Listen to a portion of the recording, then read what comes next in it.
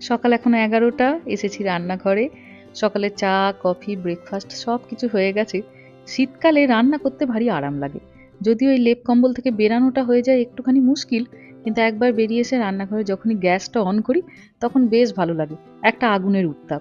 এমনি ঘরে হিটার চলে ঠিকই, কিন্তু এই আগুনের সামনে দাঁড়িয়ে রান্না করলে যে উত্তাপটা পাওয়া যায় সেটি ভারী ভালো লাগে।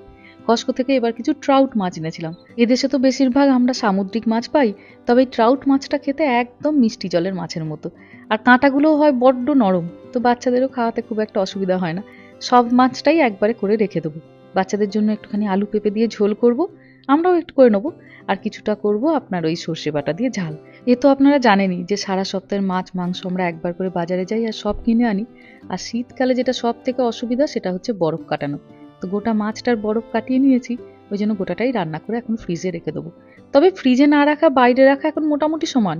বাইরেও খাবার দাবার দুদিন আপনি রাখলে কোনো নষ্ট হয় না, যদি ঘরের টেম্পারেচারটা একটু কমের দিকে থাকে।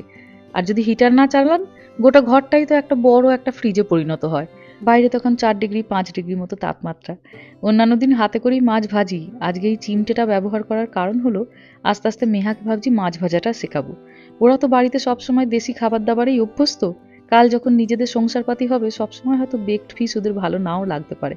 হয়তো মনে হলো একটু মাছের ঝোল করি বা ঝাল করি, আর মাছের তো এরমভাবে তেল ছিটকাচ্ছে দেখলে তারপরেই মাছের ঝোল করা হয়তো সংসারে বন্ধই করে দেবে। তাই আমি প্রথমে আজকে নিজে দেখছিলাম যে চিমটেতে করে মাছ ছেড়ে তাকে উল্টানো যায় কিনা। অনেকটা দূর হবে তো, তো দেখলাম হ্যাঁ সুন্দর হচ্ছে। মাছ ভাজার সময় হাতে করে যখন তেলে মাছ দিই তখন গরম তেল তো হাতের কাছে খুবই ছিটকে ছিটকে আসে, কিন্তু চিমটেটা করে দিলে দেখছি হাতে অতটা ছিটকাচ্ছে না। আর কড়াইয়ের ঢাকনাটাকে ব্যবহার করছিলাম ঢাল মতো, ওকে তো শেখাতে হবে। তো দেখলাম হ্যাঁ দুটোতেই ভালো কাজ হচ্ছে, হাতে ছিটকাচ্ছে না তেমন। আমিও যখন মোটামুটি ক্লাস ওই 8-9-এ পড়তাম আমার মা আমাকে তারপরে একটু একটু করে রান্নাঘরে ঢুকাতো।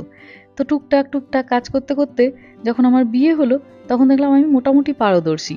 মেহার হয়তো আমার মতো অত তাড়াতাড়ি বিয়ে হবে না ঠিকই, কিন্তু হয়তো বাইরে থাকবে, নিজে কিছু হয়তো কখনো রান্না বান্না করলো।